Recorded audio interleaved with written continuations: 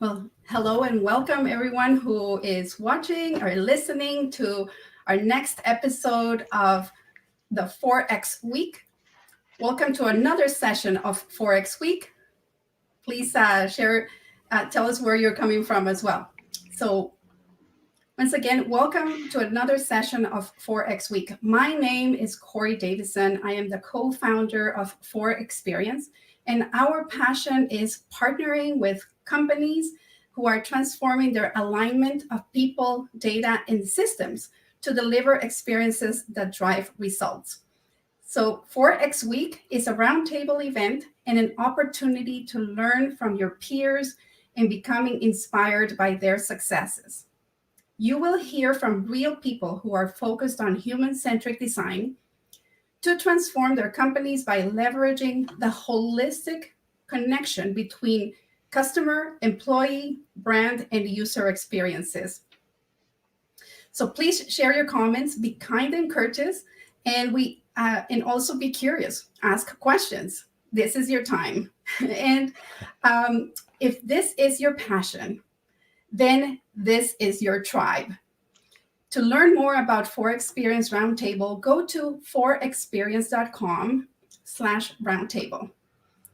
And you can learn more about it and join how to get connected as well with other peers.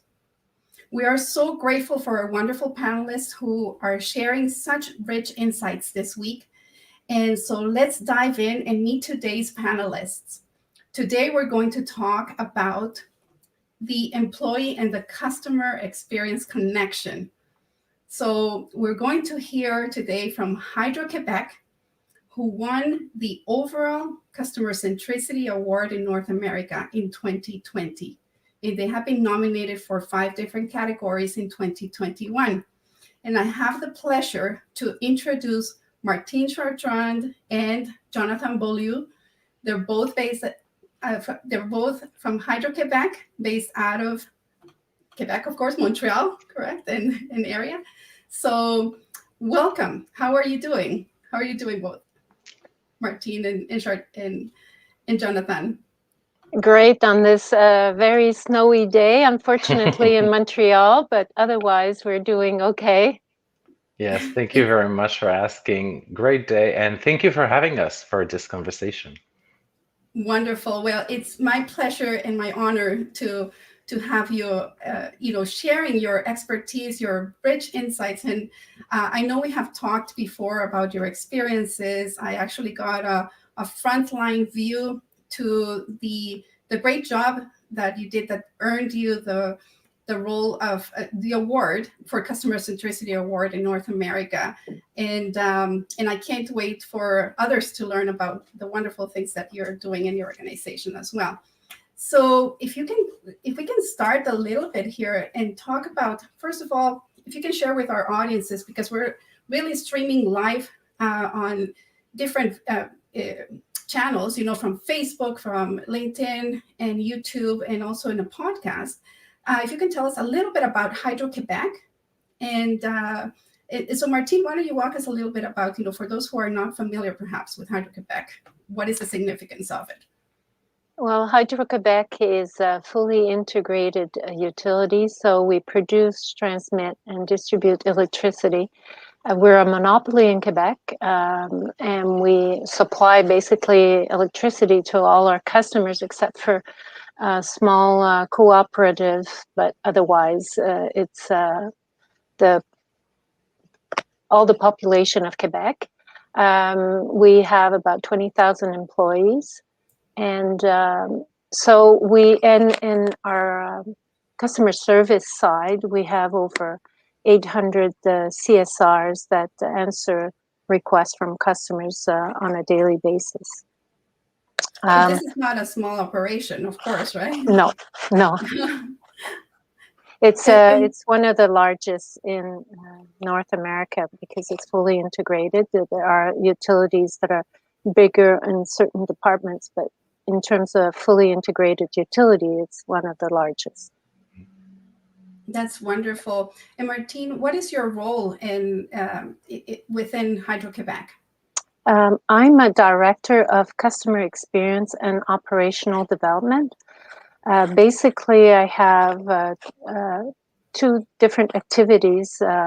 One, which is headed by Jonathan, offers support for all the customer centers that we have, and on the other side, we have customer service on social media and chat. So it's a larger unit, and also on that side of the business. Whenever we have to introduce a new product and services, it's done through pilots, and it's conducted within that department as well. So we cover both sides of the spectrum. One, it's directly with the customers, and on the other side, it's in support of call centers. Of the call centers. Wonderful. And Jonathan, if you can also introduce us to your role and why you were brought on board with Hydro-Québec as well. What was the problem that you were trying to solve? Well, my role is I'm the senior manager of evolution development. Basically, I have three different teams that are supporting the customer service contact centers. So basically, the first team is taking care of every needs in terms of training, development, behavioral development, and also training. The other team is in charge of communication, the operational communication, so everything that must be transmitted to CSRs for them to be able to help their customers. In charge also that in this team of all the platform, the media that we have, the intranet that we have to document every procedures and stuff. And the last team is a quality insurance team. So basically, we take the output of the projects, of the improvements of systems. We take these output, we analyze, do strategies either to train or to inform. Then we inform, we train, we transmit the information to the operations, and then the last team will come and listen to calls and verify if the new knowledge has been understood by the CSRs and is being used within their calls to help them with customer service. Corey, so if I may, that's my role. If I may add, maybe just to put things in context, the reason why we went ahead with this transformation we want to do is a couple of years back, our CSAT numbers were going down. Customer service was not as good as it should have been. It wasn't at the level that we wanted it to be at. With the arrival of a new president back then, a lot of efforts were put forward to try and improve customer service. For example, extending our opening hours, opening on July 1st, which is the day in Quebec where people move. And also, we were trying to provide easy access to our services, or easier or faster access. So some of the actions were paying off, but we still saw that our employee engagement was going down as well. So we needed to do something about it, because Jonathan will certainly mention it later on, but a happy employee will translate into a happy customer as well. So that's why Jonathan's expertise and previous experience was put to contribution to come and help us change and improve our employee engagement. So that was one of the key things that you were trying to solve with this initiative. Exactly. So our initiative is the Customer Evolution Approach program. Basically, we had a call flow, which was very focusing on the technical aspect of how to handle a call with the customer. So we were training our reps on how to perform the transaction into the system, because we have a very complex system. But we haven't necessarily focused on how to engage and build a rapport with the customer.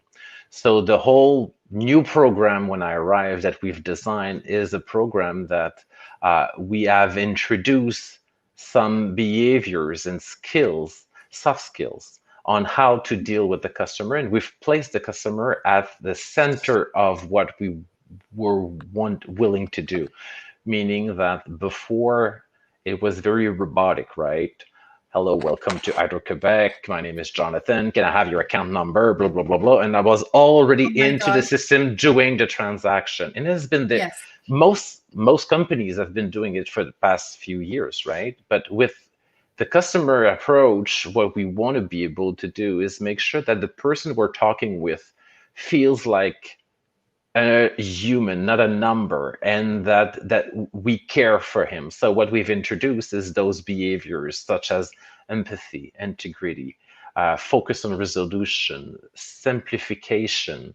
Donc, to simplify the discussion with the customer, to personalize the customers, the contact with the customer, and also to go beyond the customer's needs. So we've introduced that with the technical aspect as well. However, the focus was mostly on how to engage with the customer, how to introduce yourself and ask the customer, what can I do for you today? And let the customer talk, explain the situation, listen, rephrase, and then clarify. And then after that, go into the customer's account and do the proper transaction. So I see. a complete different approach to customer service that what we were used to do at Hydro-Québec. Now, it sounds to me like it's the natural approach, that it should just come naturally to people say, hey, let's humanize this experience. Mhm. But I'm sure that, it was not that easy when you're talking about, 800 customer service representatives, when you're talking about 4 million customers, and how many calls are you getting on a daily basis, right? Or all of these things, right? And then so what was the methodology, or how did you approach it to actually attain that desired outcome? Yeah. Well, we have looked into the call structure that we had. We had a call flow, like going from introduction, asking questions, resolving the issue, and then conclusion, right? That's basically how a call should go. So we didn't reinvent the wheel there. However, what we did is that we took those behaviors that I've mentioned earlier, we have integrated that into our call flow, and we've designed a new call flow, which we call the call structure, or So, and we have put the employees into the mat as well. So we've done focus group with them to make sure that they were giving us their feedback on what should be done and when should it be done, et cetera, et cetera. And then once we had that call structure, that new call structure, we had different ways of training people on that call structure. So we could have just send them like a newsletter telling them this is a new call structure, apply it from now on your call. We could have put everyone in training and just flip slides, PowerPoint slides, and this is the steps on how to do familiar it. to me. And That sounds familiar to me. Like, yeah, it's like what I call, like the hammering change, exactly. right? It's like this is how we're gonna do it, and it's like come and learn. Exactly. Yeah. And, so what was different? Well, the approach that we've decided to go with was an approach that we call caucus approach, meaning that we've designed a series of team meetings. So we've took our cost structure, 13 steps, and we said we're going to build a 1 hour meeting per step. And we're going to have an hour meeting per step with every team. So the team leader with his own team members would be discussing for an hour about introduction. So don't get me wrong, like introduction is not very complicated. Hello, this is Jonathan from Hydro-Québec. What can I do for you today, or how can I help you? But to change a behavior with the adult, it takes a lot of putting in action, reinforcement, practice. It's very difficult. It's very difficult. So the approach that we had is that we've designed the program like that, where we give and we've prepared like a guide for the team leader to be able to facilitate the exchange and the conversation between the team members, and all the CSRs were participating to this conversation. And these are the guidelines. This is the important things that we need to find in your introduction. Now, how would you do it? Let's practice among each other, use each other's sentences, make sure that it feels right according to your personality and who you are as a person, right? We don't want people to sound like robots. We want them to be able to have genuine conversation and build a report right off the bat with the customer. So that's pretty much empowerment in that sense. Exactly. And in addition to that, we had like the program is based on recognition, having fun, and the team is the one designing and trying to implement that new way of having this contact and building this report with the customer. It was very interesting because after that, the team leader was going back on the floor with his team. The team members, the CSRs, would take calls with this new approach, and the team leader would listen to calls and provide feedback, interaction on solely the introduction. It will not take care of the rest of the call. The only portion that we've seen today is introduction. I'm going to give you feedback on this introduction that you've done. What was the impact on the customer? What was the customer's reaction? How did you feel as a CSR when the customer was just like, wow, okay, you're taking the time to listen to me, which was kind of new for some customer. It was a bit destabilized. How would you say that? Like it was kind of different for the customer. Right. And some customer voiced it out. Shocking them at the start. Yeah, yes, exactly. Well, I can only imagine, because calling a utilities company is usually not for anything that's going to be pleasant, right? It's one of those things that when you're calling, you're not thinking every day about like, I'm just going to call my CSR at the utilities company, right? Yeah. So already there's a bit of friction coming into it, right? Now I have a few questions here that I'm sure our audience is coming with it. It's kind of like, okay, well, this sounds really fine and dandy, but a couple of things that come to mind are, for example, the call time seems to be a really established metric, right, of success in call centers. And so how did you manage, this change with the metrics that you were using before to measure success, right? So how did this impact?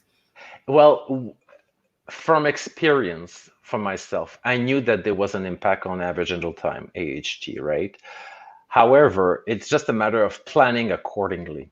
So based on my previous experience that I had, I knew that within the program, while you're going through those changes, you're integrating new behaviors, or not new behaviors, but you're integrating behaviors into your call that you didn't have before.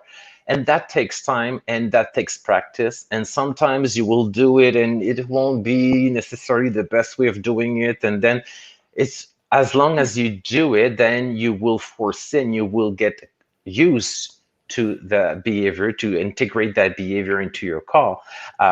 So we know that within the program, there would be an impact on average handle time. And once we've done one program with one team, it was a kind of our baseline, and we measured the impact on average handle time, and then we've planned accordingly for the rest of the rollout, right? Because one team is what, 15 employees, 17 employees. So there, exactly. So it's small teams. So you had like a lot of people to come and to go through that type of program. So what we did is that we did the impact on average handle time for one group, two groups, three groups, compare it, and it was pretty much the same thing. So we realized that during the program, yes, AHT increased. However, once the program is done and that you have integrated those behaviors and you're more accustomed to this new approach, then it goes through, and we've realized that in some cases, it helps decrease your average handle time because you're more in control, because you're not having an argument with the customer, right? You're bringing the conversation and you're bringing your customer along with you. You're using empathy right off the bat with the customer, listening to him. So there's less friction with the customer and you're more in control as a CSR. So the empathy, yes, you're right, is the key. So basically, that's how we did it. And we have done the rollout, and every group, it was the same thing.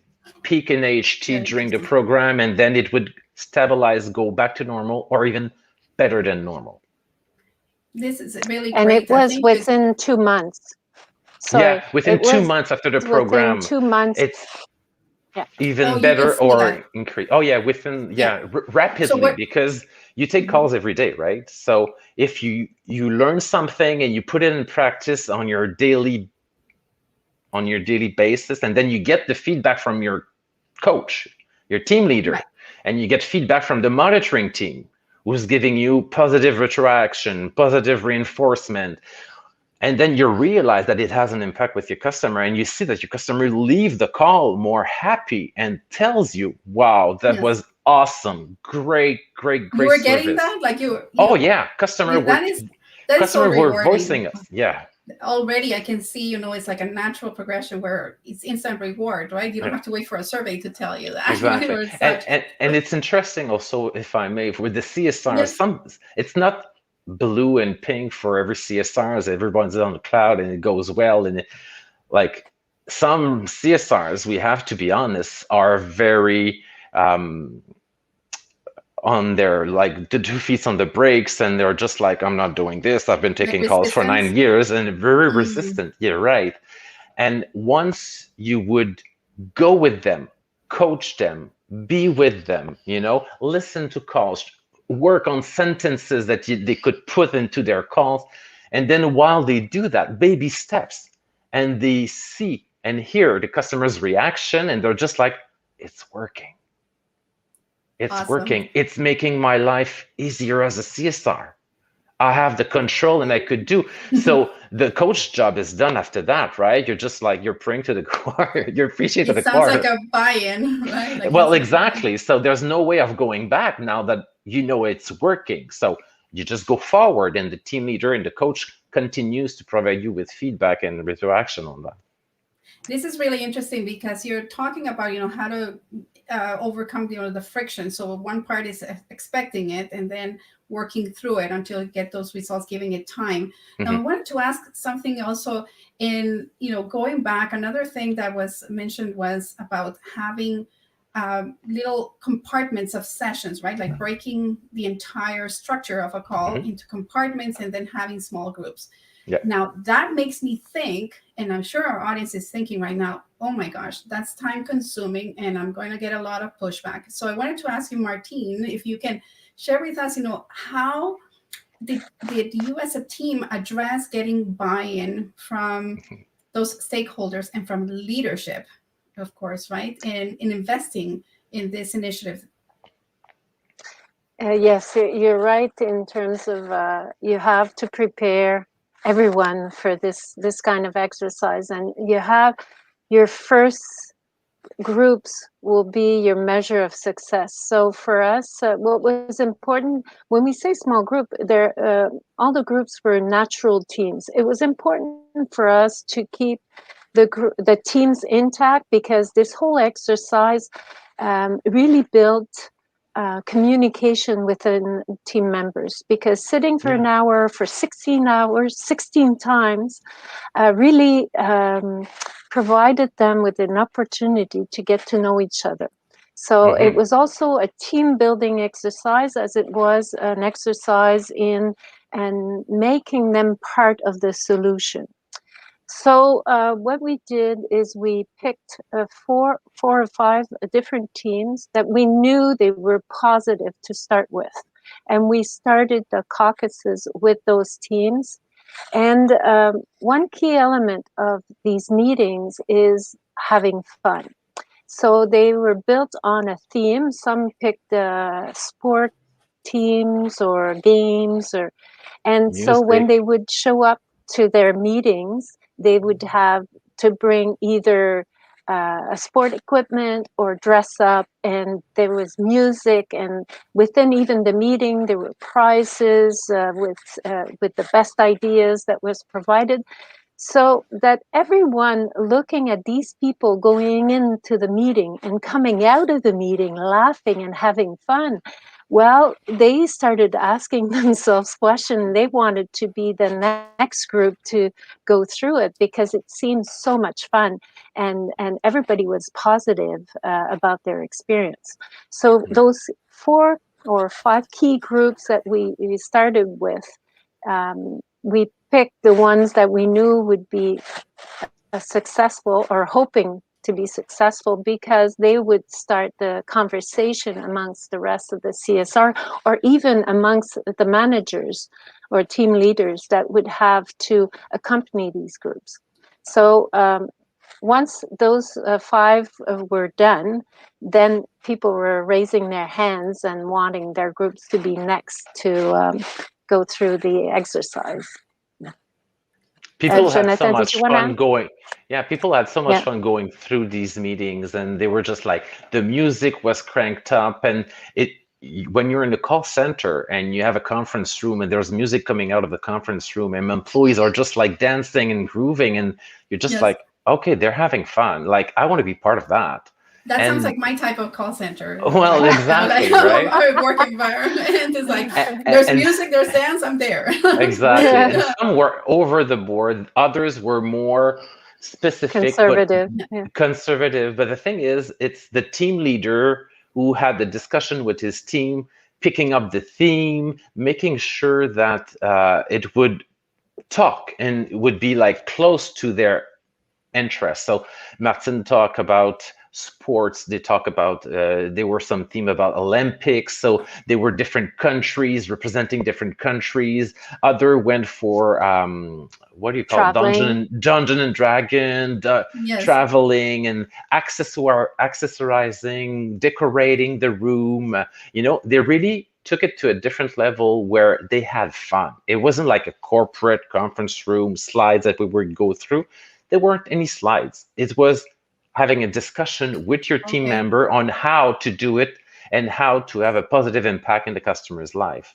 And it's a very big investment in terms of for a company. So for your original question, lucky for us, we had the higher management who had experienced something similar in their previous job. It was easier to convince higher management for me because I was the only one kind of having this whole initiative and the strategy and all that. It was easier for me to bring people along because somebody of the higher management team had gone through a similar program, have seen the results. So with that buy-in, it was easier for that person to convince the board of director to give us the chance to do it, make a pilot, see the results, and share the result. And after that, let's go plan it for the rest of the whole call center. I'm which we hearing a done. few things here. Yeah, you're talking about the fear of missing out, right? Generating that vibe, right, of introducing the fun element in the cultural aspect, right? Just having people wanting to be a part of it. And now you're also talking about having someone sponsoring or promoting that in the higher management is really important as well. Yeah. Right? When you're asking that, call centers time management is so critical, right? And managing the even getting managers out of their roles to coach others or to train and listen to employees. How big of a sell was that? With managers adding more work to their schedule. You're right in the way that it added more work specifically during the program, right? Because you had to put everything aside. You have to be focused on your team, be with your team, prepare yourself to facilitate those discussion, right? Then held a discussion with the team, then coach the team. That's all you're doing. The focus of the team manager for the duration of the program is dedicated 100% to his team. So some of the facts, admin tasks, stuff like that, that needs to be done as a team leader was given out to colleagues. So it was kind of a team effort, like a co-worker effort. And what we did in order to be able for everyone to have the same focus, what we did is that in our yearly contract, we held accountable every team manager, every planning employees, every qual monitoring employees, every training employees. So all these employees, all the management in their work contract had the objective to deploy that program within a specific period of time. So there wasn't any back and forth, oh no, we can't do it. No, everybody had to work together to make it happen. To make a commitment. So exactly. So when I'm saying it's a big investment, it is, because now you're telling your management team, you got to work together and make things happen. And there's no question, like you cannot refuse to do it. Like it needs to be done because we know that it improves employee satisfaction. Yes. And it improves at the end customers' experience as well. Because we've seen employees coming to work, doing their thing, not saying a word, being into these meetings, having fun with their team, building rapport with their colleagues, having a relationship with colleagues after work, going for a beer, for a coffee, blah, blah, blah, things that they've never done before because they got to know each other. They got to build a team spirit. They got, and the employees were telling us, I'm coming to work and I'm having fun and I can't wait to see my colleagues. And we could hear it when we were going through the alleys that employees were smiling on their call. And that was not something we were used to before. So you're creating a positive vibe in exactly. it as well. Exactly. So, and of course, the question of the year has been. I know it's coming. I even hate to say it anymore, right? But let's say as of March last year, right? Mm-hmm. How everything changes. Of course, you can't see or hear the employees having fun in the conference room and coming up with costumes and such. So how did you manage to keep the initiative going, or did it change? What a challenge.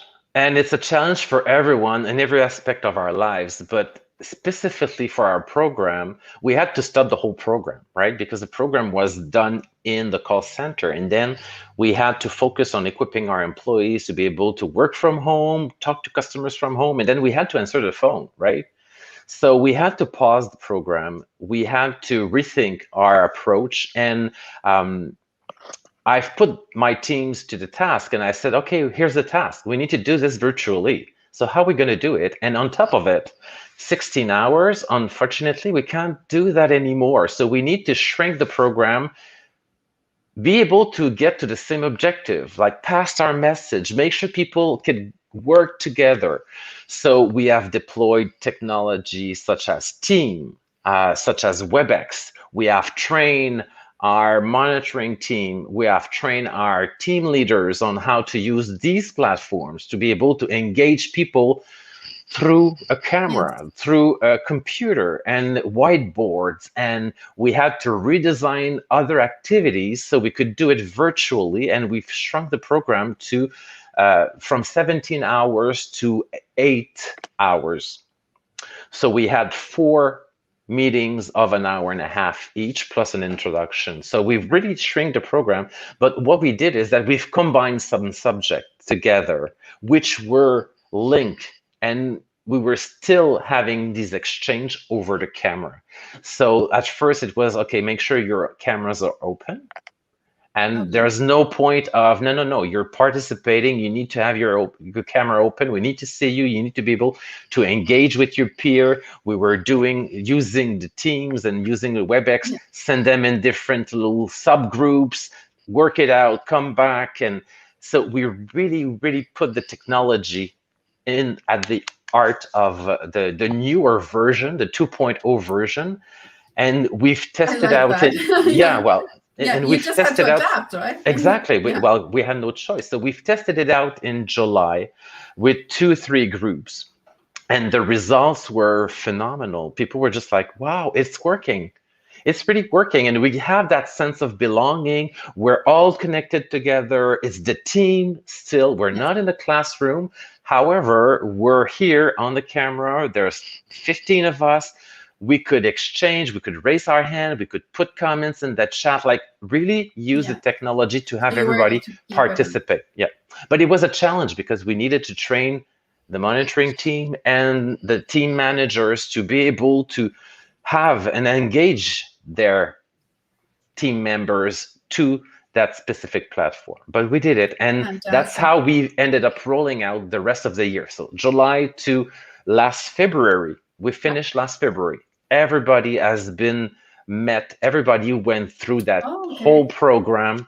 Everybody's on board. Everybody's receiving retraction and feedback Congratulations. on the new contact flow, including these behaviors, and our customer satisfaction scores have never been higher. Yeah. We've Awesome. never had Can higher you talk a scores little than bit that. about that? So, Martine, can you tell us a little bit about measures of success? And congratulations, Jonathan and Martine, and to your entire team. A really It takes good teamwork. commitment and endurance, right, to go through this. So what about how did you measure success, and Martine?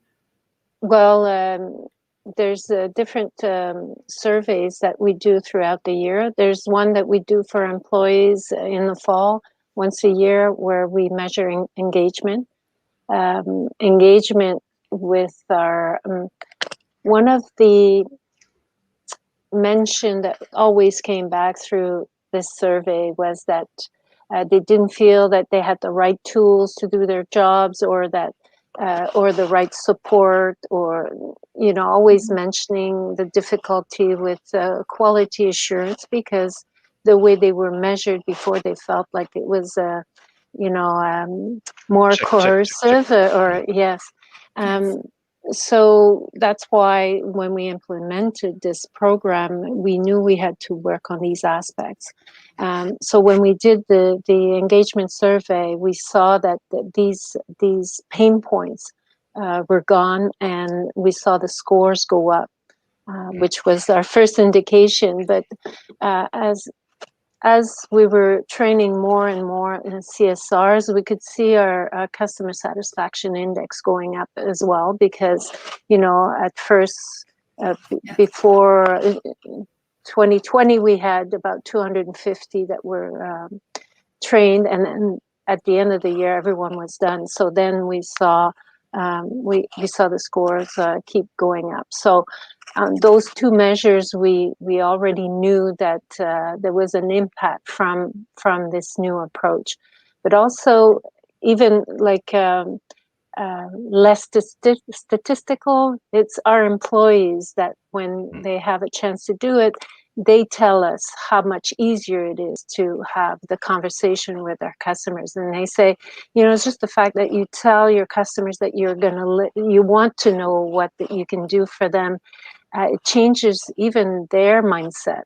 They're less aggressive, and they're happier that they're being listened to, rather than being asked 20 questions before even getting That's to the heart great. of their problem. So we informally, we were getting a lot of feedback from our employees, and we could see the measure. And the average handle time was also another measure that we had our eyes on, because we were worried that it would add some times, but then it was confirmed that no, we saw either the same average handle time or a reduction. So those were. It sounds very positive. And I mean, I can't help but pitch, like the CX and the EX connection that I have right here on the Mm-hmm. part, right? Because it really impacts, right? We're talking about, unlocking human-centric design. It has been the theme of this 4X week. And definitely this exemplifies a lot that throughout this week, we've been talking about, using the knowledge of the tribe, like bringing people along with the change. And then the other thing that resonates also, that is very true also with what other panelists have been sharing, is that you don't wait, to have a perfect program to launch it all at once. It's that reiterative process, right? So I know we're speaking agile mode. Yeah. I say we're speaking. I speak Spanglish, Franglish Mhm. right now. Right? So We it's speak like we between the speak three of us, it's Franglish. Franglish, Spanglish. I'm like, this is like this session. So it's like, well, but it's that word, of reiteration, right? Mhm. Kind of Yeah. like that constant, start small, build up. But it sounds like you had those elements. If we had to summarize it, for those who are listening to this offline as well, right? So, what would be your advice for someone who, for other organizations who are looking to drive change through their employees, to improve the customer experience? What would be your learning tips for them? My takeaway from the whole thing, right, looking back, is how people are willing to share their expertise. They've been working for years and months or whatever, right? They have the expertise. We've told them that this is how you need to work, right? Now we're telling them, how would you like to work to improve customer satisfaction? Completely a different shift in their mind, right? So we're telling them what works with your customer. When you talk to a customer, what is the best approach that you could use to have that impact at the customer's level? And they'll tell you what works and what don't work. They will tell you. So baby steps. I think one keyword is baby step. Keywords is baby steps, where start small. Starts with something small. Put employees to the at the table. Ask them questions, how they feel, how they would do it if it was their business, right? It's your business. How would you deal with this problem? What would you do? What would you tell the customer to make sure that the customer feel heard, that the customer has a resolution, that the customer is happy, that it could be responsible and autonomous and be doing his things online whenever they want instead of calling us all the time. So all these things, employee knows what works and what don't work. So bring them to the table, ask them, baby steps, go, and then it's just going to go bigger and grow and bigger and bigger. If I can add to that, Corey, I think your recipes, your employees for sure, but you need to have buy-in from management. And the one thing we did is we invited the managers at different levels to come and participate in some of those sessions.